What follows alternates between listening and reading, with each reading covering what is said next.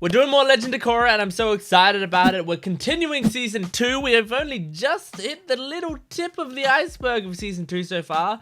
Episode 1 was a solid episode that introduced us to kind of what I imagine will be the villains this season in the spirits, some conflict between the characters, and some new characters as well to join us, like...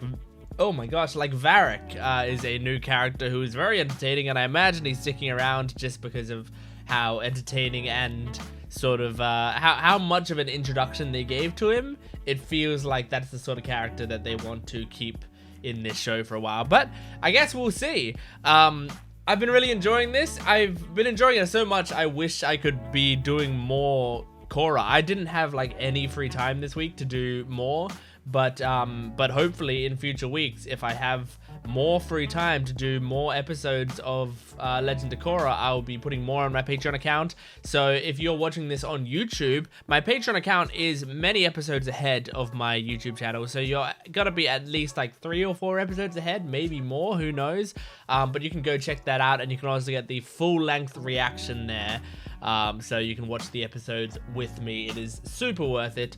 But otherwise... just like the video if you can, comment down below. I'd love to hear your opinions. I mean, I'm loving the comments on my Legend of Korra videos. There's a lot of people with some really interesting takes who seem to care about the show a lot, and I really appreciate it. I love reading your comments, and I mean, the Korra fan base is like passionate and enjoys the show, and also has some really interesting and nuanced takes on these characters, which I find to be extremely good. And also, it is a pretty positive comment section. It's not a comment section full of people trying to tell me I'm wrong about stuff, and that I appreciate as well. So thank you for that. And let's get into Season 2, Episode 2 of The Legend of Korra. Here we go. The Southern Lights. Oh, there's another spirit. We're going to one of the most remote places in the world. The long-neglected spiritual center of your tribe. Okay. South Pole. Ah. We must set things right. The Southern Water Tribe depends on you.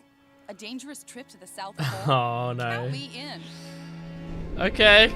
Alright, let's see how this goes. I'm gonna try to reserve judgment on unelaq for now.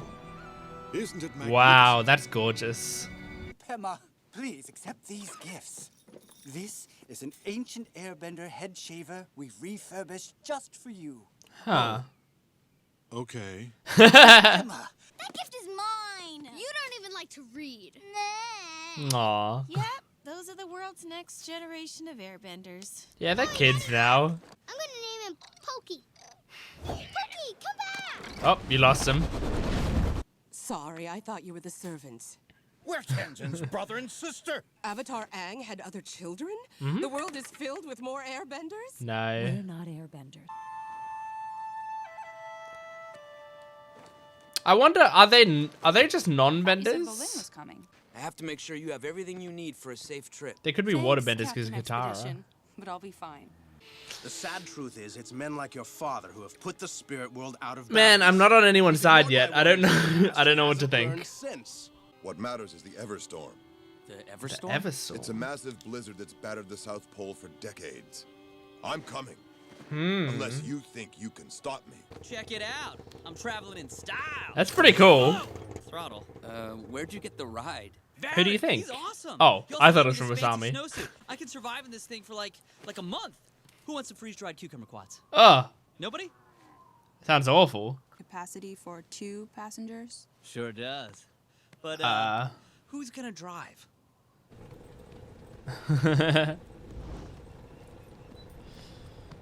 I mean, hey, you still got What a do you girl know? on your Looks like Go sidecar. away, Mako. So once we get to the I'd South call that a Pole, W then what if I were happens? you, You Berlin. will open an ancient spirit portal. Huh? I'm sorry, what now? Only then can the Avatar open the portal. The winter solstice is That makes tomorrow. sense. Exactly. We had We winter can't solstice afford to stuff wait in another year. in Last Airbender when he had to. That was the only time he could communicate with Roku, or rather, the first time he could. What are those? They are spirits. Yep. My brother doesn't like ghost stories. Don't worry, I will protect you, my feeble turtle duck. Thank you. Oh, Well, that's Sadly, good. this I isn't think a you've ghost gotten story. in with this girl. Haven't you ever wondered how your father ended up in the Alright. South Pole? I think you're Why he's never spinning taken you to visit his homeland the in the story. north? Unelaq, this is not the time. I left the North Pole because I was banished. Hmm. You were banished from the north? Why? Did you lose an I almost Agnikai? destroyed the entire tribe. I was a general in the Northern Water Tribe, sworn to protect my people. The Agnikai thing was the joke before people yell at me. Whoa, that is gorgeous. Look at that. Woo! Many believed this forest was the home to spirits, and the barbarians retreated there because they thought we wouldn't attack on such hallowed grounds. They thought wrong. Woo, baby! Look at that. But in the process, we destroyed the forest. And spirits do not like that. We saw how the panda I didn't reacted in realize Last the Airbender. consequences of what I had done.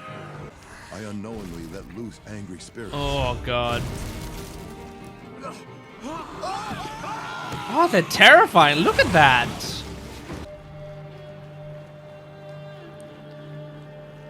Nice. Unelaq was able to guide the spirits back to the forest. That's By good. then, Am I the damage had been still done. suspicious of unelaq? Yes, I am. My father banished me from the Northern Water Tribe in shame. Damn. We're supposed to be chief. Then he became chief. No wonder you guys don't like each other. Oh, what? Family. Why do you keep hiding things from me and then telling me it's for my own protection? I'm tired of you protecting me. Yeah, Korra. she doesn't like how... I mean, Korra's, you know, being a little unfair, but she doesn't like being condescended or being treated like a child. Wow. The statue room. Or people constantly shielding right, her from Jinora. everything. The most It's been her sacred entire place in the life. entire- Where are your brother and sister? Oh my god. Be careful. Oh my god. Did they just break a statue? They break like Kyoshi's statue. That's awesome. God, it looks cool. What was that? What was that like? What's the camera movement for? Spirits and the physical world should remain separate. Dad, it's my I job think- to be the bridge between I the think he's spirits and right. the physical world. Where I'm from, the spirits Okay. are at peace and they light up the dark. The Northern Lights. Ah. During the 100-Year War, the South was thrown out of balance and the lights disappeared. This is When interesting, the war taking a ended, real the life North thing helped and adding it rebuild to you it. physically as a nation. Oh my god. Look at that. This show is gorgeous. That's such a cool visual. Look at that shit. I really don't like this. Bolin, just stay calm. There's no reason to panic. Woo! Come on, unelaq. I mean, unelaq really is the only one who can do anything about this, right? Oh, it's in the engine. Oh no. Oh shit. These spirits remind me a lot of like Ben 10 creatures for some reason. Wow, that animation style on Korra was super interesting. Took you long enough, man. Why does unelaq not just open the battles with I'll save you. doing that? Oh! I'm a raft. That's pretty sick. Can someone please deflate me? Not like that. Like, open it up. Don't Oh, great. poke holes in There it. goes our equipment. Thank you, Mako. Man, Korra's so angsty. Let's open this portal and lead your But father again, and I the entire Southern understand Water Tribe why. in the right direction.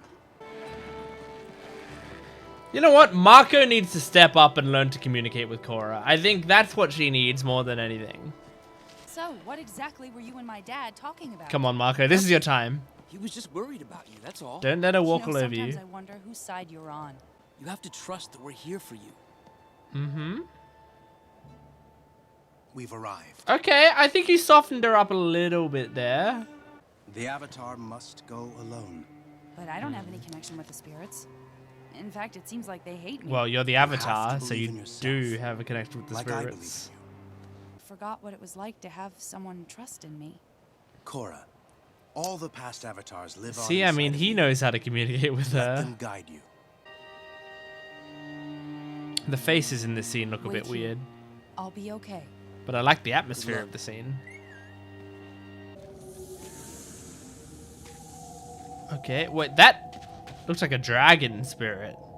Like, Roku's dragon. Oh my god.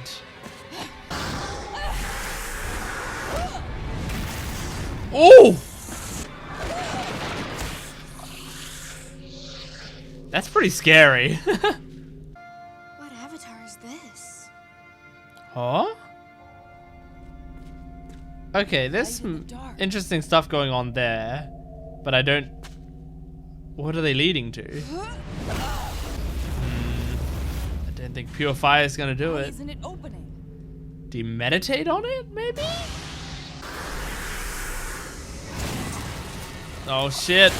Oh shit. What the heck is it doing? Oh. Careful going into the Avatar state. Ooh. Okay. Doing it in the Avatar state when you're connected, I guess, spiritually. That's what it takes. Okay. Looks like she did it. Wow. Now, is it a good idea? Spirits dancing in the sky. Ooh. It's beautiful. It is beautiful. Is it also dangerous and terrible? I don't know. I'm scared. We're in episode 2. She did it. Oh, but he's happy. Maybe it's good. Hey, Korra's back. Oh, that's Why are you initiating That's physical cute. contact with another woman? Hey, does that mean we're dating? It's true. And soon the whole world. You never cease to amaze me. It's hard being the Avatar. It's harder being the Avatar's boyfriend. Okay, all right. That's nice that she apologized. I'd like to see her commit to change a little bit, but we'll see. Huh? Huh? Opening the spirit portal was only the first step in getting the Southern Water Tribe back Oh on its righteous path. no. There's more difficult work to be done before our two tribes are truly united. Oh, now you're gonna invade him. Oh my god. Alright, that's wonderful. Thanks, unelaq. Alright, that was a good episode, and we're starting to see at the end there. I mean, there's a bit more to it. There's unelaq does have a plan. I mean, I imagine it seemed like the plan is like, now, oh, we did the spirit stuff, that's all great, now we're gonna invade. That seems like what it is. But I guess we'll find out. Now, there's something I wanted to see. I wanted to rewatch a scene. And the reason is because there was a moment in this episode, and I pointed it out at the time, but I want to relook at it, where it seemed like Korra was animated kind of differently than she normally is. And I found it... I think this episode as a whole had some different feeling animation. I don't know if there's a reason for that, but overall, this episode felt like it was animated differently to most of the Korra episodes I've seen so far. And I noticed, like, for me, I feel like the faces were less consistent and looked a little weirder, but like the sort of environments and the like wide shots and stuff looked like really nice and beautiful. So there was a few interesting things going on, but I want to see, like, I feel like Korra looked more anime in one of these shots. In fact, in a couple of these shots. So, right, I've got... Hold on, let me just try to get it up on the screen, right? I've got this up, okay? So, we got this scene right here. Now, it has Korra on the ground, right? And then, I mean, even her face there kind of looks anime-ish, but there's like a look she gives here. There, like that entire little look. I wish I could do it like slow-mo or whatever. Am I crazy, or does this look like more anime-like than normal, you know? Although, I mean, like, that's not an example of it being that weird. That actually, I think, looked really nice, that shot. But it just, like, stands out to me a little bit. And then there was one... Yeah, here it is. So, I'm getting it up again, right? So, Korra does this cool little jump thing. And now, this sequence, right? I just want to look at Korra again. Okay, in this sequence here. See, she looks different there, doesn't she? Doesn't her character look... I mean, everything seems really smoothly animated, but her character almost doesn't look like Korra. It looks like a different kind of cute waterbender girl, you know? So I just wanted to point that out. And I mean, I guess if you guys have any sort of insights on like the studios or whatever, like this feels like the type of episode that was like outsourced to an anime company or something. That's what it feels like. And I mean, yeah, it looked very good. I mean, it had moments where I thought it looked like iffy a little bit, or like a little bit off model, but overall there was some like really beautiful shots in the episode.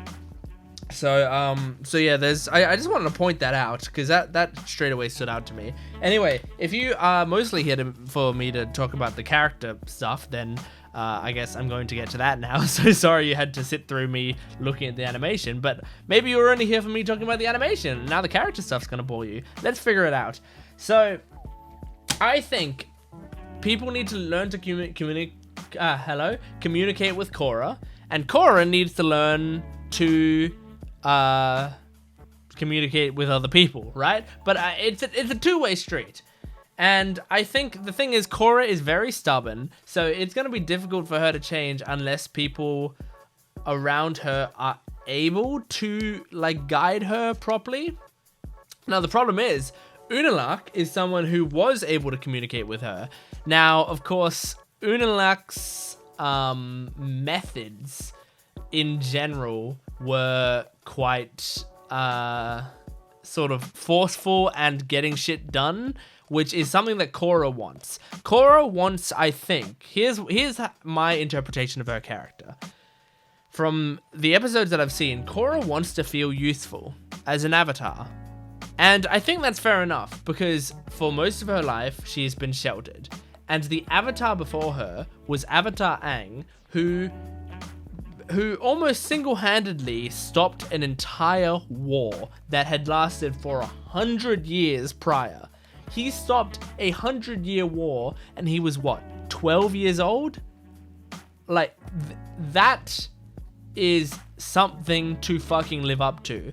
And Korra currently has... I mean, now she's stopped him on, which is impressive, but she really has not done much as an avatar, and I think she's feeling that. And I think she wants to start doing things as an avatar. She wants to start saving the world and saving people, changing the way that you know, she's changing the viewpoints of others. Like, she wants to start making a difference in the world, and I think that's partially noble intentions and partially her trying to live up to the standards that have been set upon her by the fact that she is one in a line of millions of avatars, you know? And so the thing is, everyone else around her wants to, 1, keep her safe, and 2, make sure she does things the right way, and 3, protect her, you know? And the problem is, those are conflicting roles, you know? But at the same time, we're kind of in a world that doesn't need the avatar as much as the world did when Aang was there. So it's difficult. And I think it's also tough because we sometimes will look back on, like, we don't know about many avatars, or at least I don't know about that many avatars, right? We know about basically all the ones Aang talked to, and I think that's pretty much it, right? We know about the Airbender woman. I forgot what her name is, so apologies for that.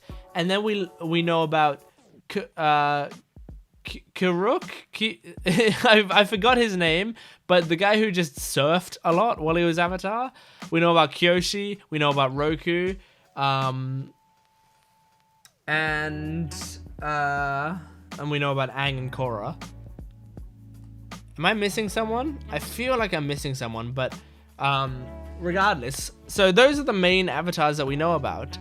And notice when I mentioned Karuk, I don't even know if that's his name, but you know, that particular avatar, he said he lived in a time of peace, and when he lived in that time of peace, you know, I think he kind of did a shit job as Avatar, and I think when people would look back and remember him, they would remember him as like the lazy Avatar, or he would be probably a bit of a failure Avatar, and parts of his failures would have gone on to spark some issues in the future. I think he was right before Kyoshi, right?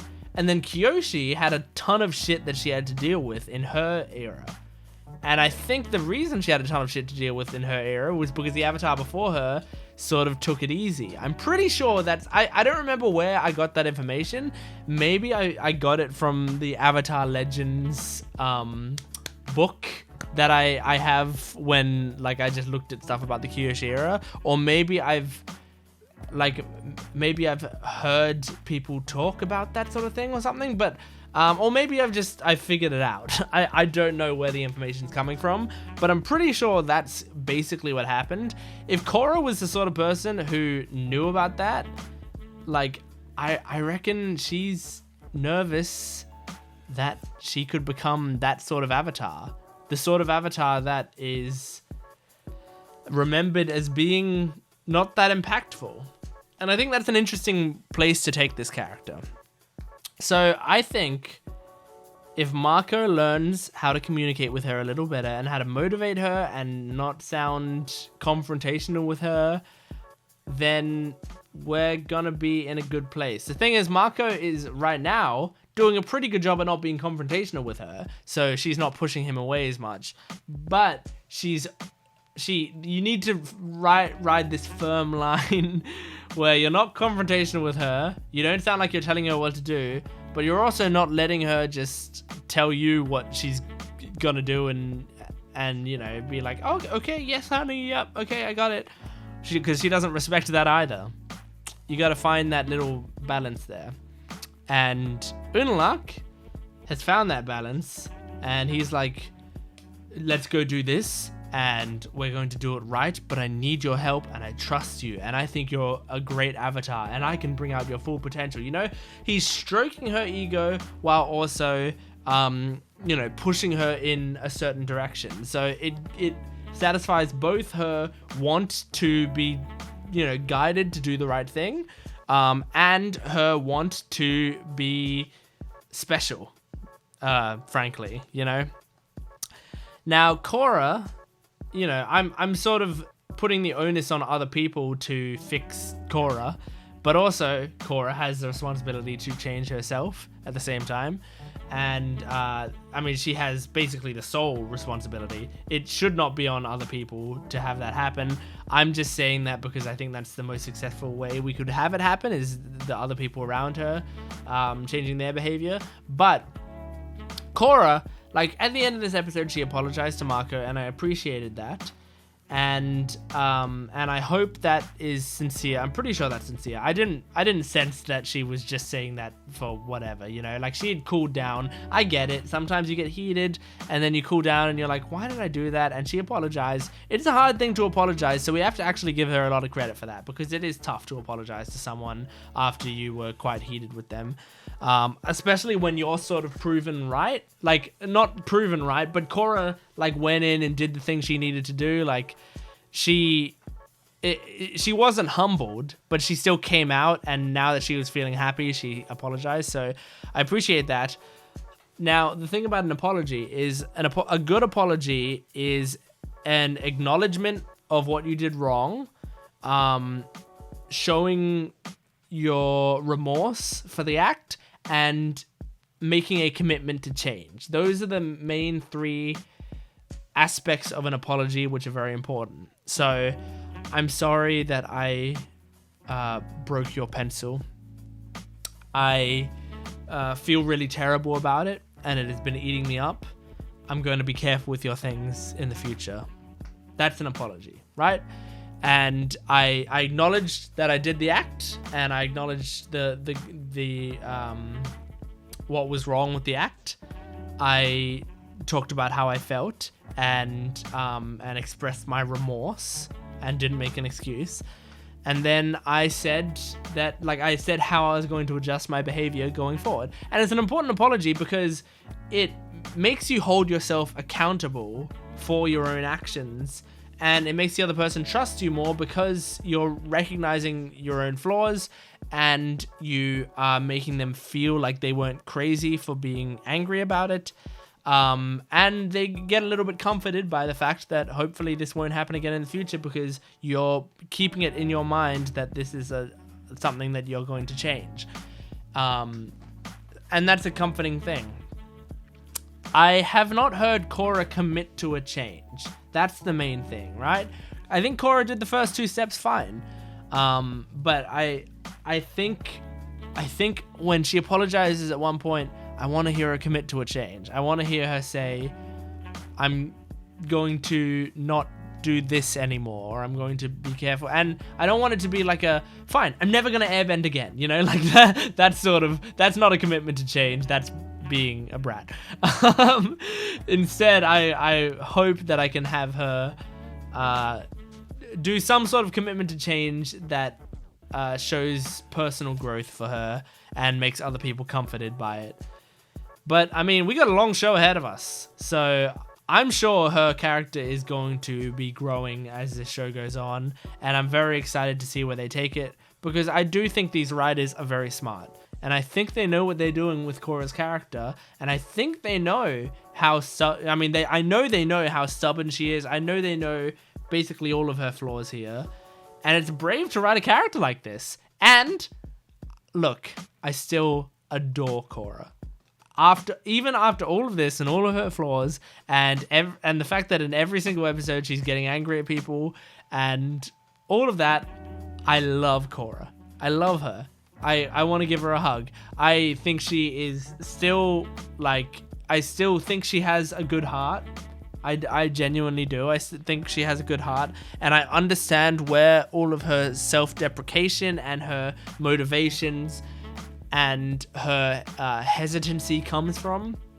I can see where it all spurs from, and I think a lot of the time in these episodes, she does have good points. She genuinely does have a very good point with the way people are treating her and the way she is being cordoned off, and I think people are kind of almost trying to make her seem like it's not a big deal. Like, people are very close to gaslighting her about, like, oh no, we're not cushioning you, we're not protecting you, no, we're not putting fences around you, when she was sort of like held away from society for such a long time. So, like, I really don't blame her for being kind of resentful about that. So yeah, I guess we're gonna see where this takes us as we go forward. But yeah, I mean, I probably could talk about Korra's character for another hour and a half, but I'd rather just watch more Legend of Korra, and I hope you would as well. If you're watching on my YouTube channel, you can watch more Legend of Korra in my reactions on my Patreon account right now, so go into the description and check that out. And otherwise, you can like the video and comment down below. I know I talked about a lot of stuff in this video, And I know I ramble a lot and I stutter over my words a lot. It is something that I'm kind of self-conscious about, is how much I stutter while I'm trying to get these thoughts out. But I do hope to read your comments about basically anything, as long as you're not hinting at or spoiling in anything in the future. I would love to read your comments and see what you think of these episodes as well. But thanks for watching. I'll see you next time. Goodbye.